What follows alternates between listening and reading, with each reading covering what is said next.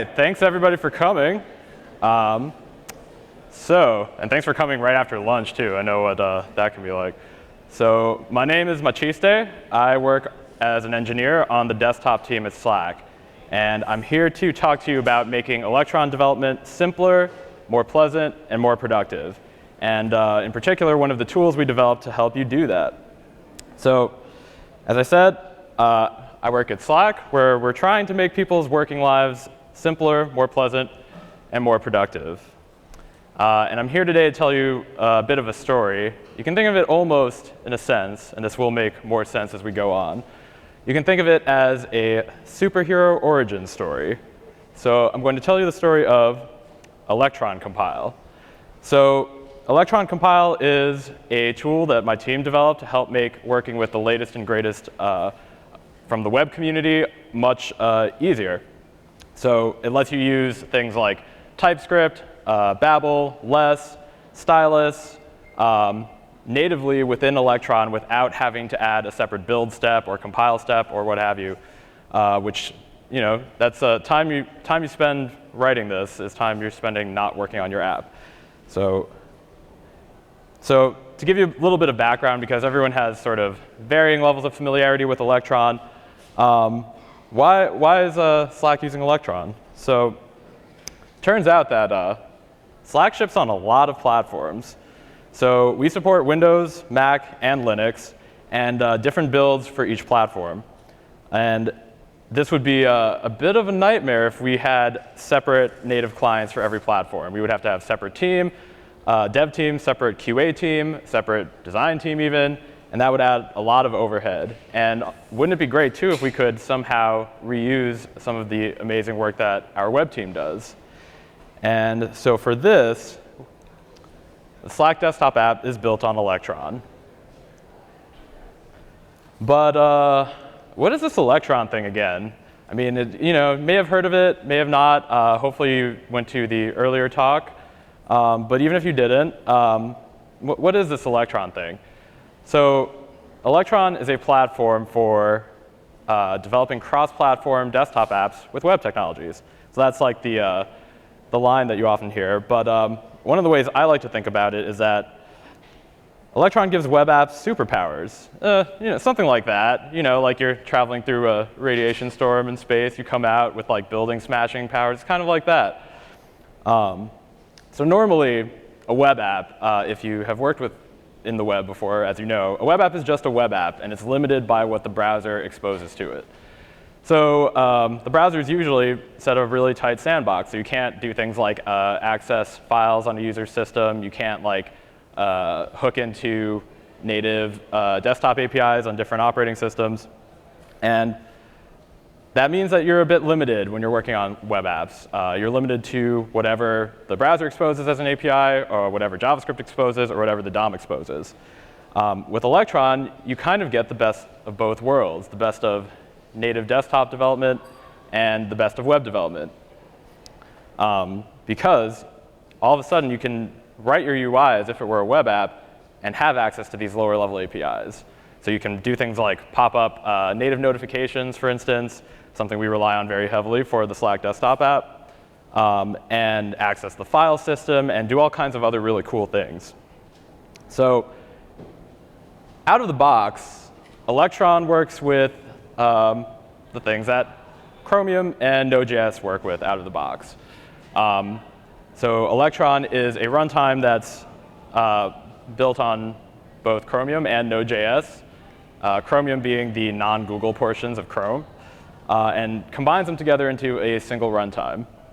And that means that if you're developing an Electron app, you get access to all the things that Chromium supports and all the things that Node supports.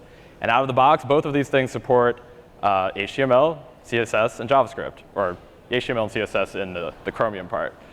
But what if you wanted to use some of these modern web languages that are making the rounds? What if you wanted to use really new, fancy JavaScript before its support is added officially in Chromium? What if you want to use TypeScript so you can have optional typing? Maybe you want to use React and you want to use JSX, and that needs to be compiled. There's Less and Stylus, Jade for compiling to HTML. there's been like an explosion of alternative web languages that compile to HTML, CSS, and JavaScript. And wouldn't it be great if you could use them in Electron? Only thing is that with most projects, with web projects, there's always some kind of build step, some kind of build pipeline involved. Since these languages have to be compiled, you have to actually compile them before you can use them in the browser. So this can often be a source of frustration for users who are new to this kind of development, and you have to set up a custom build pipeline every time. There are great tools for this on the web. You could maybe set something up with Webpack. You could set something up more custom with Gulp and Grunt and Browserify, some tools for writing web build pipelines. But Electron isn't exactly a web app. It's not exactly a desktop app either. You get the best of both worlds. So what if there was some way we could make Electron natively understand these languages without a build pipeline? No build step whatsoever. You can just, like, in a script tag, start writing TypeScript, and it'll just work. What if there was some way you could do that? I mean, that would be pretty cool, right? It would save you a lot of time. You wouldn't have to spin up custom build pipelines every time you want to work on a new app. So there is. This is Electron Compile. So my team developed this to save ourselves from this exact problem, and we have open sourced it to the world, so hopefully that other Electron developers can make use of it. So how do you use it? What is it even? So an Electron app is structured exactly like a standard Node.js package. If you've never worked with Node.js, there is a package.json manifest file in the root of the repo usually, and that's where you declare some things about your package, some metadata, what the entry point of your package is, and importantly, your dependencies. And that is exactly what you do with an Electron app too. So first step for setting up any Electron app would be to set up Electron as a dependency. If you want to use Electron Compile and get to have all of this fancy native support for these modern web languages, you just install Electron pre-built compile. So this is a version of Electron that's pre-configured to work with Electron Compile.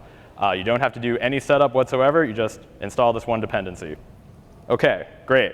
Now, how do you run it? So the other thing that's very common for a Node package is you want some kind of start script. Just something you can run from the command line. It's quick and simple that lets you start up the Electron binary.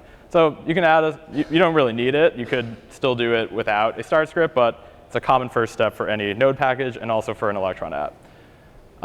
So this will just make it a lot easier to launch the Electron binary.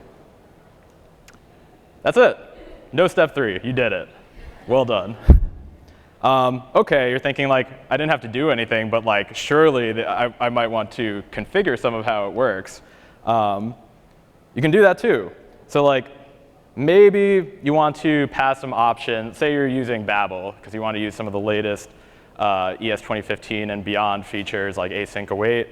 So maybe you want to pass some options to how it works. Like maybe you want to set some presets, tell Babel how you want to like what it should be compiling and what it shouldn't be compiling.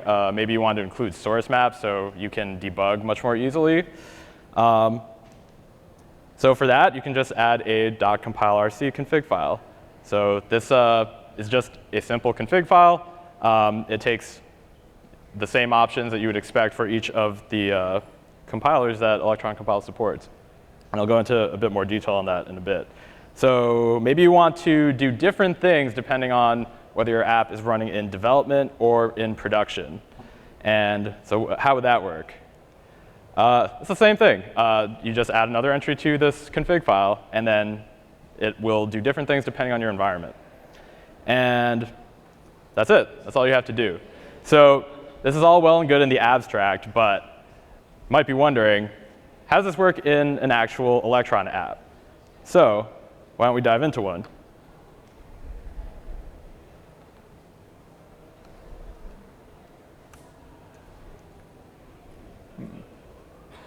Ooh, spaces are not working today.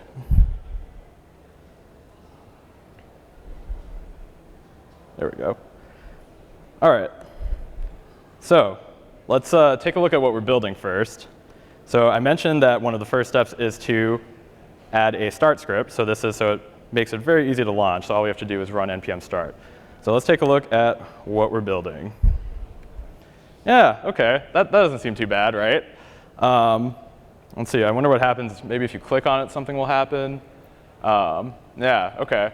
So it loads like an emoji wall from somewhere. This shouldn't be too bad. So let's dive into how this app, this very contrived demo app, is structured. So this is the package.json file. If you have worked with Node.js before, this should look pretty familiar. If not, I'll run through it a little bit. So this just describes some metadata about your app. And it's what Node.js uses under the hood to be able to launch your app and install dependencies. So we have a pretty simple one here. We have a few dependencies. We have React. We have some Babel presets, so we don't have to configure all of that manually. And we have Electron prebuilt compile, which is really doing the work here. So just to prove to you really quick that this is, in fact, built with web technologies, I'll do something that you can only really do in a browser, open DevTools. So we can inspect the structure here. And you can see it's just a bunch of nested divs, nothing too crazy. So this is indeed built with web technologies. But the more you dive in, the more the plot thickens. So let's take a look here. So you saw that the UI was HTML, so that might be a good place to start. So this is the literal HTML file that's being loaded as part of this Electron app. So it's very simple. There's not much going on here. We have a title. OK. This is the first thing here that's kind of interesting. So we're loading some CSS directly from a less file. Less is a language that compiles to CSS and is not supported natively in any browser. So how are we doing that? OK. We'll come back to that. We have an empty div with an ID, so maybe that's where the app is getting loaded. And then we have a script here, our main script, that's getting loaded. So probably the main script is where we want to go next. So let's see what's happening there. So this script is using ES 2015 modules, which is not supported in Chrome or any other browser that I can think of at the moment yet. And yet we're using them directly in this HTML file. We didn't set up a compilation step of any kind. It's just in there. And we have these very nice looking import statements. So these are just loading dependencies. So we declared React DOM as dependencies in this package.json file. So we're just loading those into this file. And we're loading some component here, it looks like, called main. And then we're just rendering it into the DOM. So if you tried to do this in a standard web page, it would blow up and yell at you. You probably don't want to do that. But it's not. Like, you can see that we have a functioning app. There weren't any console errors. So interesting. Wonder why that's working. So maybe we should take a look at the main component that's being rendered. So this is the main UI component that you see. And if you've never used React before, this might look a little weird, but bear with me. So we have this main component that has this render function. And this render function has some really weird syntax if you've never used React before. So what is this fake HTML-looking language? So this is JSX, and React uses it to output functions that bind UI to state. So it looks really weird. And if you tried to do this in a browser directly with no compilation step, it would also blow up. So we're using yet another language that needs to be compiled natively in Electron. And yet it's still just working somehow. That's very interesting. I wonder if the plot thickens even more if we look at the last component. So if we take a look here, we're conditionally rendering another component. And so I wonder what this emoji wall component looks like. So you can see we have some more ES 2015 modules going on. But really interesting is that we're using some async await. So this is part of the ES 2016, I believe, spec, and is not supported natively by any browsers yet. But we're using it here, again, with no compilation step, and it just seems to work.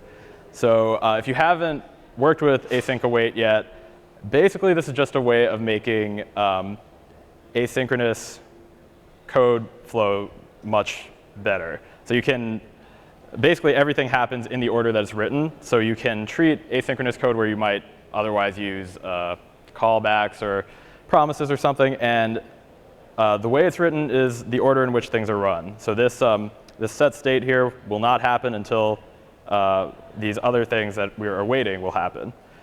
So that's interesting. How are we able to use this when we haven't set up a build step? So that is the magic of Electron compile. We set up 0 boilerplate, and yet we were able to write with all these modern web languages, and it just worked. So I mentioned earlier that you can configure Electron compile to do different things depending on if you want to pass options to any of the underlying compilers or if you want to do different things in production versus development. So we do have the .compile.rc file in here that we're using to configure this. So you can see we're doing slightly different things in development and production.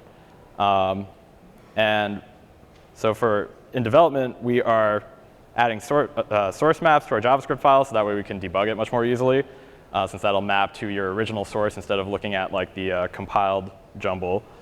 But we don't really want that in production because that adds some overhead. So, and that's it. And these options that you're seeing here, we're passing directly on to Babel. So these are options that Babel supports. And you can do that with any of the languages that Electron compile supports out of the box. Awesome. So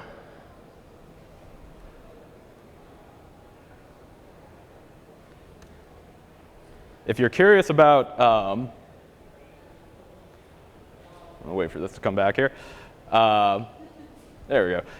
If you're curious about how this works, you can visit this link. This will take you to the repo for this demo app, and you can check out how it works with Electron compile. So we took a bit of a deep dive into how this works in development, but how does this work in production? So maybe we're like, maybe you can take some guesses as to how Electron compile is working behind the scenes, but maybe it's like it's compiling files only as they're requested or something. And if that's the case, that wouldn't work in production, would it? Like, you don't want to add the overhead of compiling files on every request. That would make your app very slow.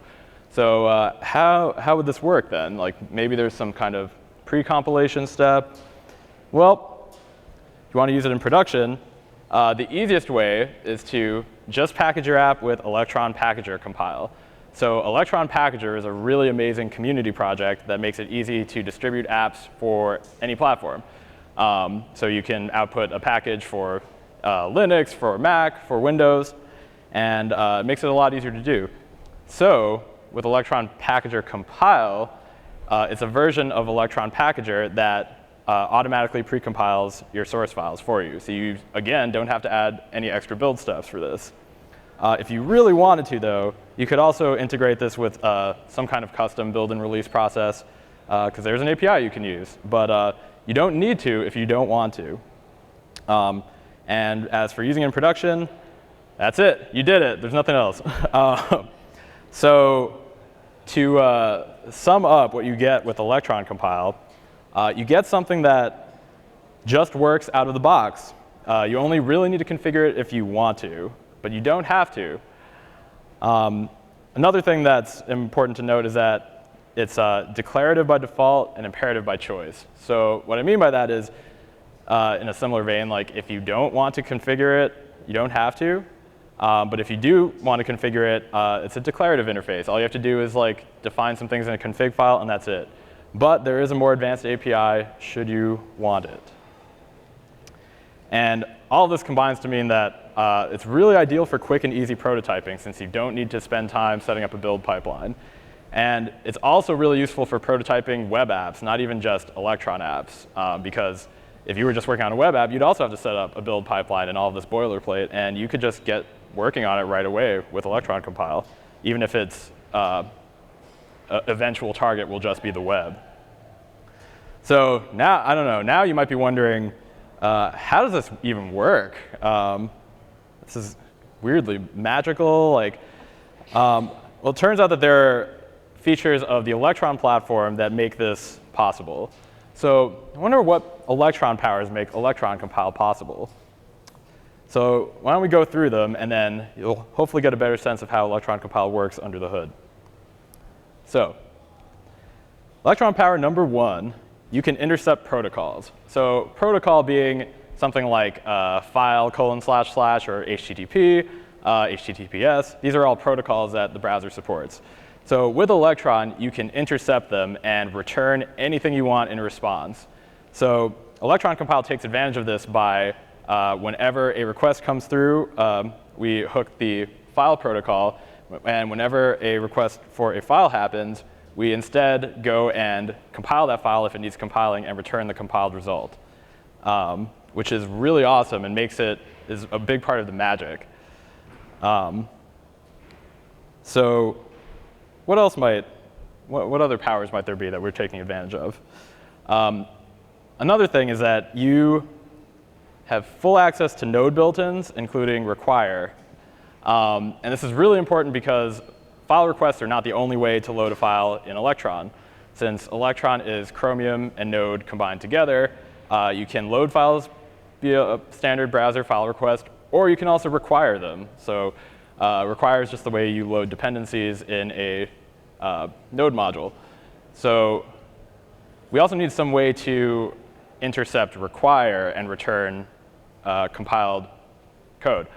And so we can. It turns out that Node provides a hook that we can use in order to return compiled code. And so that way we have all of our bases covered. Any way that you request or include a file, it'll just work. So another thing that's very related to this, but also critically important, is that you have full access to the file system, which is something you do not get in a standard web app. So this is really important because we don't want to, if we've compiled the file, we don't want to recompile it every time if it hasn't changed. So what we do is we create a write-through cache that persists to disk. And if a file was already seen, hasn't changed, then we don't need to compile it. So we'll just return the cached version. And so that would it would be very difficult to do in just a standard web app, if possible. I don't even know if that would work at all. But this is something that Electron as a platform provides, and it's incredibly powerful for this exact kind of purpose. And also incredibly important for all of this is that everything I've been talking about is platform agnostic. So you don't have to worry about the differences between NTFS and the Mac file system and Linux file systems. You don't have to figure out where all the paths are for every operating system. Instead, you can just rely on Node and Chromium to abstract these things away from you, and you can just focus on exactly what you need to for your app. And in our case, we use that very heavily with Electron Compile so that we don't have to worry about that as we're writing things to disk, as we're accessing underlying OS APIs. So by these powers combined, we get Electron Compile. So this is a very complicated looking diagram, but I'll try to walk you through it, how each piece fits together. So let's start with just a regular request for a file. So as I mentioned, we intercept this file protocol. And since we intercept it, we can do anything we want before we return a result. So what we're doing is we're passing it on to our cache. And what we want to do is see hey, have we compiled this already? If we have, and the file hasn't changed, then we probably don't need to do any work. So let's not do extra work, and let's return the cached version. If something has changed, so we use the file change cache to determine if any files have changed, then okay, maybe we have to recompile it. Maybe you don't. It's possible that the file changed, but the code is virtually the same or like functionally the same, so you don't really have to compile it. Maybe you do, and if you do, then that's when we go and run through any number of the languages that need compiling. So it could be for Babel, for TypeScript, for Less, for Jade or Pug, and then we go ahead and cache that, and then return the compiled result to the requester. And it works basically the exact same way for Node.js requires. We just happen to intercept something different. So this is all made possible by Electron. If you were writing a native app to do the same thing, you wouldn't have the sort of innate knowledge of web technologies that a platform like Electron gives you, and also the power to do things like access the file system to be able to create caches. So you might be thinking now, like, hey, the power to intercept like any arbitrary protocol sounds really awesome, sounds really fun. It also sounds really dangerous. Like, what if your app got like man in the middle? Then couldn't they just like make your app do anything? Well, you may have a point there. So with great power comes great responsibility. So I'm going to run through a few of the best practices that my team has encountered from working on Electron apps and working on Electron apps with Electron Compile that should hopefully help make your lives easier. So continuing on from that, this is very important. Don't embed remote content without a sandbox.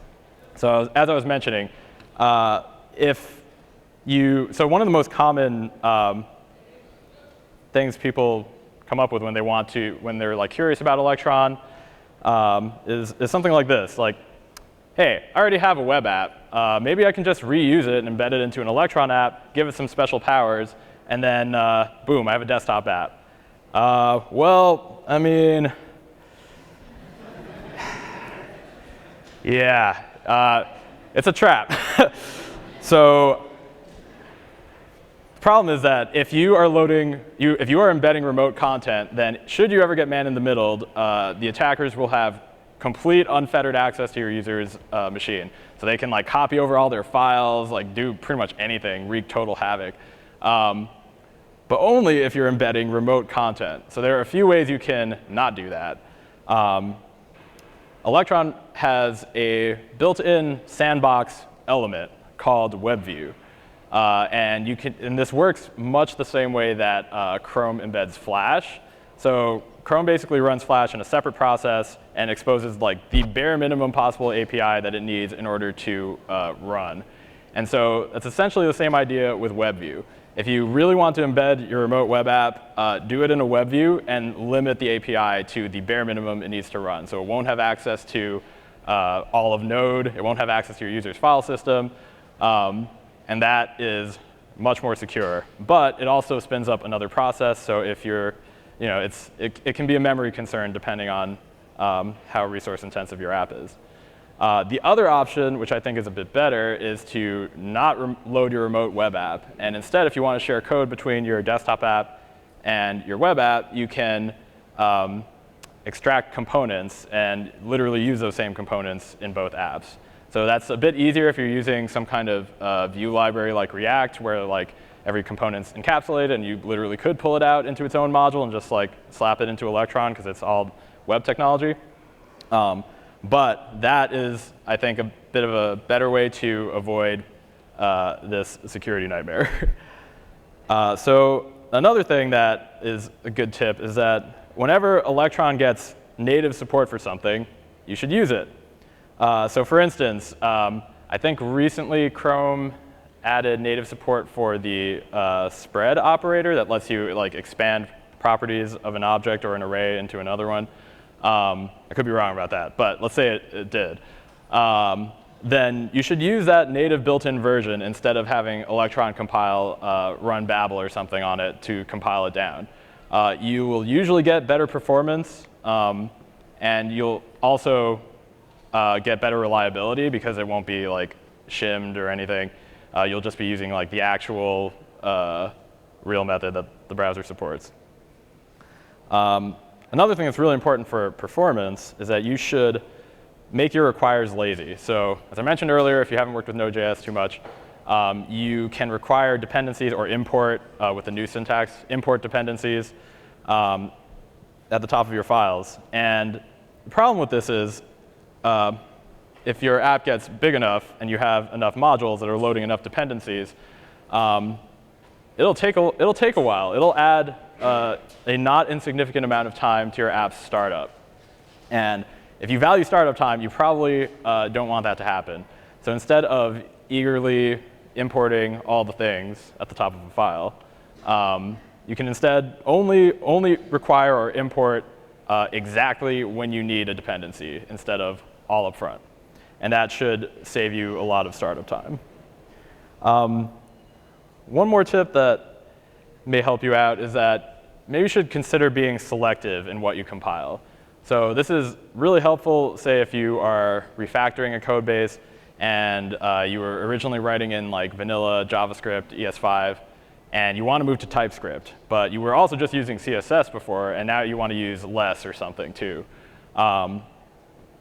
If you, it would be kind of a bummer if you had to like do both refactors at the exact same time, because that would be a lot of work and be much harder to review.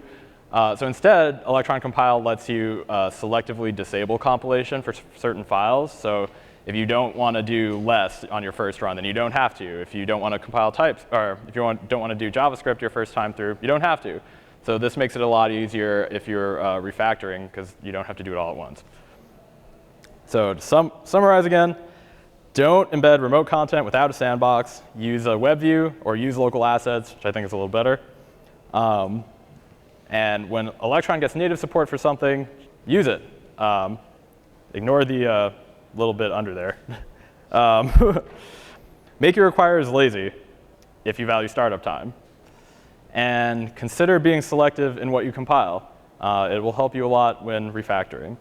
So this is where Electron Compile stands now. You've gotten to see it in action. You've gotten a chance to see how it works. But we're also looking at the future. So one thing we really want to add and plan on adding is hot loading and file watching. So you saw it would be really awesome if you didn't have to reload the app every time you made a change. You do right now. And actually, I'll show you really quick what that looks like. So I showed you how this demo app works, but let's change something really quick. So we had this text that said, "Hello GitHub universe." You know what? Maybe it's a planet now. Why not? So we have the app running now, and you can see that it looks exactly the same as it did before. But if we reload, we have GitHub Planet.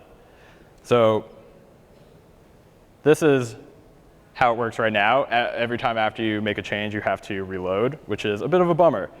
And one of the things we want to do is make it so that whenever you make a change, it'll automatically load your changes inline without you having to reload. And it'll only load exactly what changed instead of like all the JavaScript or all the CSS in your app. There we go. So hot loading and file watching. That is the main thing we're working on next, but even more important is we want to add support for use cases from users like you.